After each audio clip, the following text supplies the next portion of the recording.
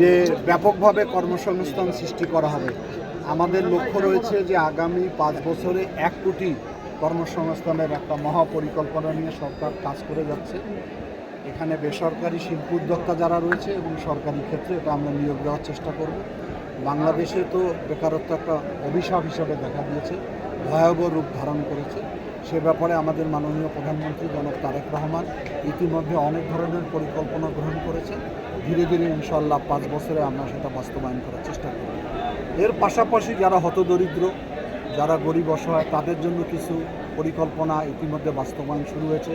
কর্মসূচি আপনারা জানেন, ফ্যামিলি কার্ড, কৃষক কার্ড, তারপরে আমাদের কৃষকের ঋণ মৌকুব করা এবং বিভিন্ন হতদরিদ্র মানুষের কর্মসংস্থান সৃষ্টি করার জন্য যে খাল আমরা কাটতেছি, সেখানেও গরিব অসহায়রা কাজ করতেছে। আমি আশা করি যে জনগণ যেহেতু বিএনপিকে ম্যান্ডেট দিয়েছে, এই ম্যান্ডেটের আলোকে আগামী দিনে একটি সমৃদ্ধশালী বাংলাদেশ গঠনের অভিপ্রায় আমরা এগিয়ে যাচ্ছি। জনগণের সহযোগিতা আমরা চাই। আমরা আশা করি এই বাংলাদেশ যে আকাঙ্ক্ষা নিয়ে স্বাধীনতা অর্জন করেছে, সে আকাঙ্ক্ষা ধীরে ধীরে বাস্তবায়িত হবে।